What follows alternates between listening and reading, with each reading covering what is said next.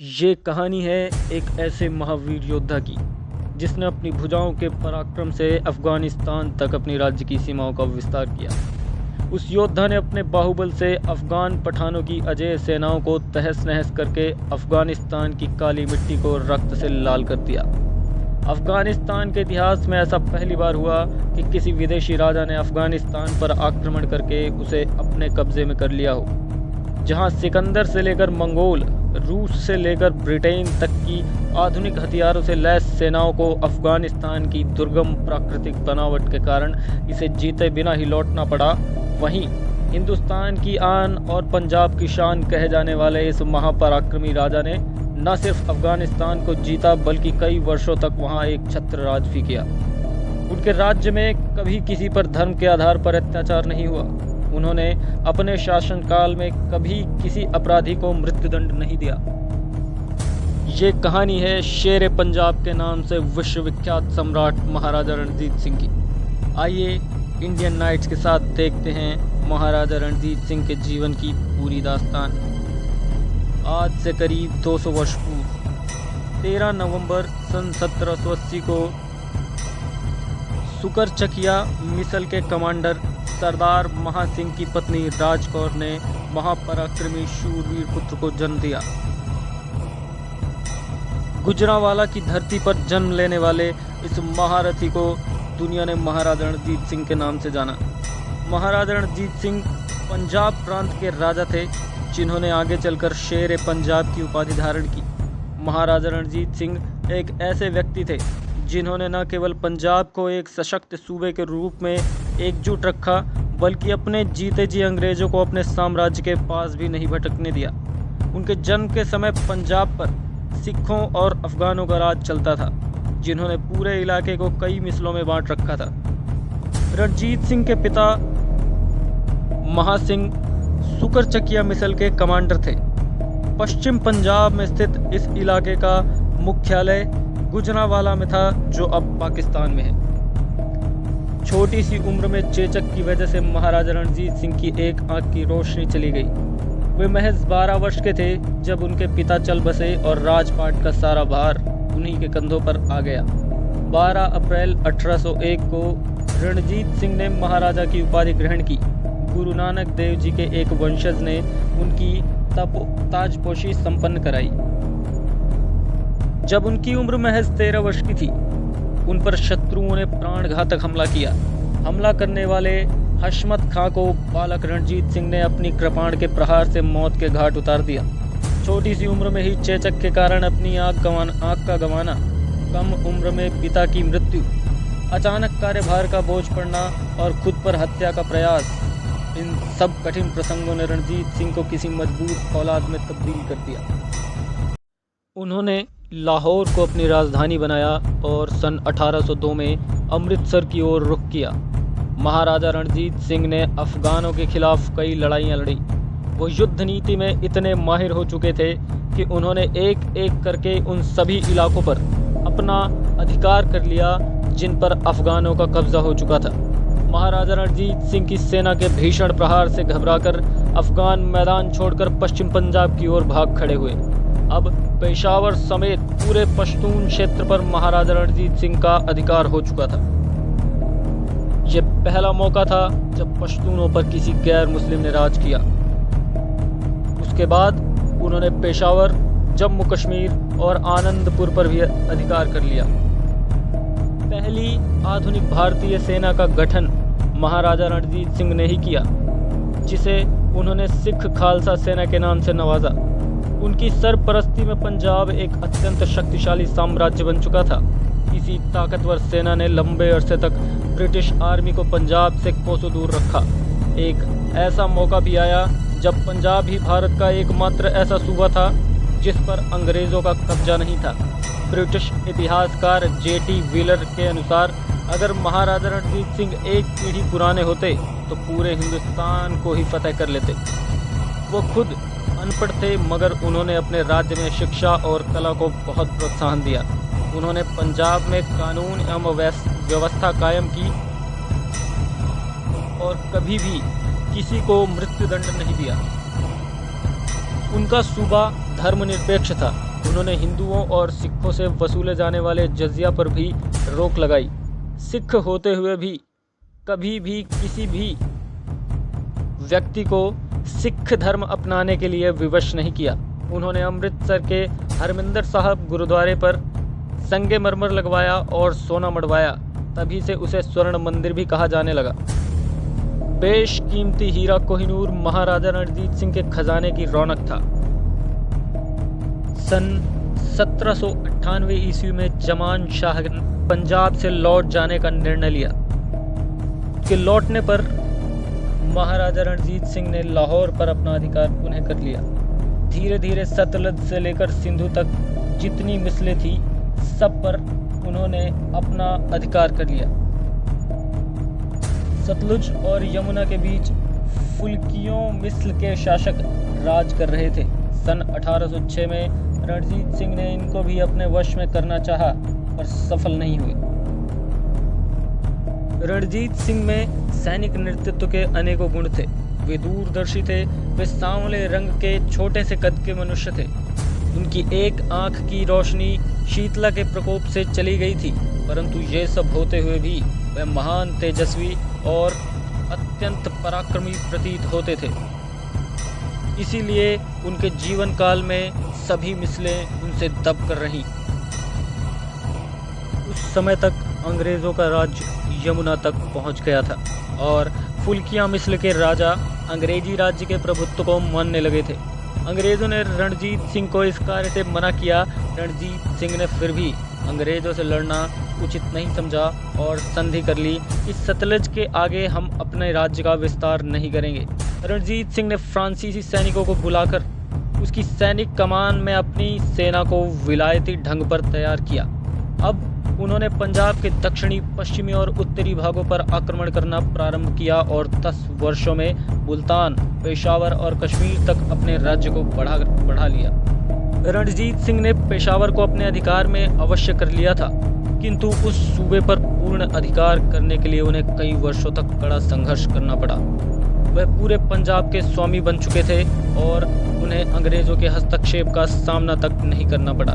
परंतु जिस समय अंग्रेजों ने नेपोलियन की सेनाओं के विरुद्ध सिखों की सहायता मांगी थी, वह सहायता उन्हें प्राप्त नहीं हो सकी।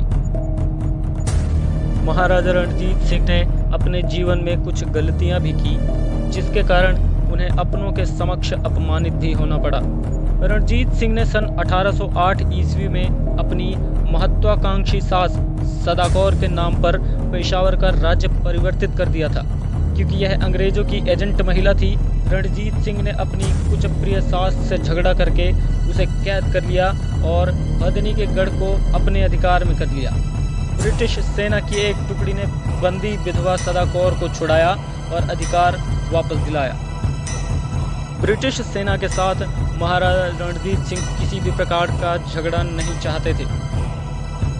इतना सब होने पर अंग्रेजों की ओर से संधि की शर्तों को भंग करने का आरोप लगाया जा सकता था, इसलिए चुपचाप मौन रहकर उन्होंने तैयारियां प्रारंभ की थी। फिर भी 1809 ईस्वी में लॉर्ड मिंटो से संधि करनी पड़ी। उस संधि के कारण महाराजा रणजीत सिंह को सिखों में बहुत अपमानित होना पड़ा। उपयुक्त संधि के कारण अंग्रेज पंजाब के अफगानी राज्य तथा अफगानिस्तान को कुछ हद तक आतंकित कर सके थे। सन 1802, 1806 तथा 1810 ईस्वी में मुल्तान पर भी उन्होंने चढ़ाई की और उसे अपने अधिकार में कर लिया तथा शाह शुजा से संधि करके उन्हें अपने यहाँ रखा और उन्हें एक गिलास पानी के लिए कोहिनूर हीरा प्राप्त करने पर मजबूर कर दिया। बात सन 1812 की है। पंजाब पर महाराजा रणजीत सिंह का एक छत्र राज था, पर उस समय महाराजा रणजीत सिंह ने कश्मीर के सूबेदार अता मोहम्मद के शिकंजे से कश्मीर को मुक्त कराने का अभियान शुरू किया था। इस अभियान से भयभीत होकर अता मोहम्मद कश्मीर छोड़कर भाग गया। कश्मीर अभियान के पीछे एक अन्य कारण यह भी था कि अता मोहम्मद ने महमूद शाह द्वारा पराजित शाह शुजा को शेरगढ़ के किले में कैद करके रखा था। उसे कैद खाने से मुक्त कराने के लिए उसकी बेगम वफा बेगम ने लाहौर आकर महाराजा रणजीत सिंह से प्रार्थना की और कहा कि मेहरबानी कर आप मेरे पति को अता मोहम्मद की कैद से रिहा करवा दें। इस एहसान के बदले बेशकीमती कोहिनूर हीरा आपको भेंट कर दिया जाएगा। शाह शुजा के कैद हो जाने के बाद वफा बेगम ही उन दिनों अफगानिस्तान की शासिका थी। इस कोहिनूर को हड़पने के लालच में भारत पर आक्रमण करने वाले अहमद शाह अब्दाली के पौत्र जमान शाह को स्वयं उसी के भाई महमूद शाह ने कैद खाने में भयंकर यातनाएं देकर उसकी आंखें निकलवा ली और उसे मौत के घाट उतार दिया। जमान शाह अहमद शाह अब्दाली के बेटे तैमूर शाह का बेटा था, जिसका भाई था महमूद शाह। अस्तु महाराजा रणजीत सिंह स्वयं चाहते थे कि वह कश्मीर को अता मोहम्मद से मुक्त करवाएं। अतः सुयोग आने पर महाराजा रणजीत सिंह ने कश्मीर को आज़ाद करवा लिया। उनके दीवान मोहकम चंद ने शेरगढ़ के किले को घेर कर वफा बेगम के पति शाह शुजा को रिहा करवाया और उसे वफा बेगम के पास लाहौर पहुंचा दिया। राजकुमार खड़क सिंह ने उन्हें मुबारक हवेली में ठहराया, पर वफा बेगम अपने वादे के अनुसार कोहिनूर हीरा महाराजा रणजीत सिंह को भेंट करने में विलंब करती रही। यही नहीं, कई महीने बीत गए जब महाराजा रणजीत सिंह ने शाह शुजा से कोहिनूर हीरे के बारे में पूछा तो वह और उसकी बेगम दोनों ही बहाने बनाने लगे। जब ज़्यादा जोर दिया तो उन्होंने एक नकली हीरा महाराजा रणजीत सिंह को सौंप दिया, जो जौहरियों के परीक्षण की कसौटी पर नकली साबित हुआ। रणजीत सिंह क्रोध से भर उठे और मुबारक हवेली को घेर लिया। 2 दिन तक वहां उन्हें खाना नहीं दिया गया। वर्ष 1813 की 1 जून थी जब महाराजा रणजीत सिंह शाह शुजा के पास आए और फिर कोहिनूर के विषय में पूछा। धूर्त शाह शुजा ने कोहिनूर अपनी पगड़ी में छुपा कर रखा था। इसी तरह महाराजा सिंह को इसका पता चल गया, अतः उन्होंने शाह शुजा को काबुल की राजगद्दी दिलाने के लिए गुरु ग्रंथ साहब पर हाथ रखकर प्रतिज्ञा की। फिर उसे पगड़ी बदल भाई बनाने के लिए उससे पगड़ी बदलकर कोहिनूर प्राप्त कर लिया। पर्दे की ओट में बैठी वफा बेगम महाराजा की चतुराई समझ गई। अब कोहिनूर महाराजा रणजीत सिंह के पास पहुंच गया था और वे संतुष्ट थे कि उन्होंने कश्मीर को आज़ाद करा लिया था। उनकी इच्छा थी कि वे कोहिनूर हीरे को जगन्नाथपुरी के मंदिर में प्रतिष्ठित भगवान श्री जगन्नाथ को अर्पित करें। हिंदू मंदिरों को मनो सोना भेंट करने के लिए वे प्रसिद्ध थे। काशी के विश्वनाथ मंदिर में भी उन्होंने अकूत सोना अर्पित किया, परंतु जगन्नाथ भगवान पुरी तक पहुंचने की उनकी इच्छा कोषाध्यक्ष बेलीराम की कुनीति के कारण पूरी नहीं हो सकी। सन 1811 ईस्वी में काबुल के शाह महमूद के आक्रमण की बात सुनकर और यह जानकर कि महमूद का इरादा कश्मीर के शासक पर आक्रमण का है, उन्होंने कश्मीर पर आक्रमण कर दिया ताकि महमूद को वापस जाना संभव हो जाए और उसकी मित्रता भी उन्हें प्राप्त हो जाए। कश्मीर के बाद इन्होंने पेशावर पर 1822 में चढ़ाई कर दी। यार मोहम्मद खां अफगानियों का नेतृत्व करता हुआ बहुत बहादुरी से लड़ा, लेकिन अंत में पराजित हो गया। इस युद्ध में सिखों का भी बड़ा नुकसान हुआ। सन 1838 में पेशावर पर रणजीत सिंह के अधिकार से भयभीत होकर दोस्त मोहम्मद खां काबुल नरेश बहुत भयभीत हुआ और रूस तथा ईरान से दोस्ती कर ली। इस बात को ध्यान में रखकर अंग्रेज़ों ने स्वयं रणजीत सिंह तथा शाह शुजा के साथ एक त्रिगुट संधि कराई। महाराजा रणजीत सिंह अस्वस्थ हो रहे थे। सन 1838 में उन पर लकवा का आक्रमण हुआ। महाराजा रणजीत सिंह अस्वस्थ हो रहे थे। यद्यपि उनका उपचार किया गया और अंग्रेज़ डॉक्टरों ने भी उनका इलाज किया, किंतु सन 27 जून 1839 को उनका प्राणांत हो गया। वह एक बहुत ही उदार हृदय सम्राट थे। उनकी वाणी में शालीनता ऐसी कि गरीबी और अमीरियत के बीच की रेखा को मिटा दे, और भुजाओं का पराक्रम ऐसा कि बड़ी से बड़ी सेना को राख का ढेर बना दे। काशी विश्वनाथ मंदिर पर जो स्वर्ण पत्र आज दिखाई देता है, वह उनकी काशी यात्रा तथा उदारता का परिचायक है। उन्होंने दान के लिए 47 लाख रुपए की संपत्ति अलग कर रखी थी। जगन्नाथ मंदिर पर भी वह कोहिनूर हीरा चढ़ाना चाहते थे, लेकिन उनका यह ख्वाब ख्वाब ही रह गया। इनकी मृत्यु के पश्चात अंग्रेज़ों ने सन 1845 में सिखों पर आक्रमण कर दिया। फिरोजपुर पर सिख सेना वीरतापूर्वक अंग्रेज़ों का मुकाबला कर रही थी, किंतु सिख सेना के ही सेनापति लाल सिंह ने विश्वासघात किया और मोर्चा छोड़कर लाहौर पलायन कर गया। इस कारण विजय के निकट पहुंचकर भी सिख सेना हार गई। अंग्रेज़ों ने सिखों से कोहिनूर हीरा छीन लिया और साथ ही कश्मीर और हज़ारा भी सिखों से छीन लिया। क्योंकि अंग्रेज़ों ने 1.5 करोड़ रुपए का जुर्माना सिखों पर लगाया था, अर्थाभावग्रस्त सिख किसी तरह केवल 50 लाख रुपए ही दे पाए थे। लॉर्ड हार्डिंग ने इंग्लैंड की रानी विक्टोरिया को खुश करने के लिए कोहिनूर हीरा लंदन पहुंचा दिया, जो ईस्ट इंडिया कंपनी द्वारा रानी विक्टोरिया को सौंप दिया गया। उन दिनों महाराजा रणजीत सिंह के पुत्र दिलीप सिंह वहीं थे। कुछ लोगों का कथन है कि दिलीप सिंह से ही अंग्रेज़ों ने लंदन में कोहिनूर हीरा हड़पा था। कोहिनूर को 1 माह 8 दिन तक जौहरियों ने तराशा और फिर उसे रानी विक्टोरिया को अपने ताज में जड़वा लिया। अंत में महाराजा रणजीत सिंह के लिए 2 पंक्तियां कि कुछ आते हैं इस धरती पर खाने और कमाने, कुछ आते हैं धरती पर धरती का कर्ज चुकाने। जय हिंद, जय भारत, जय महाराजा रणजीत सिंह।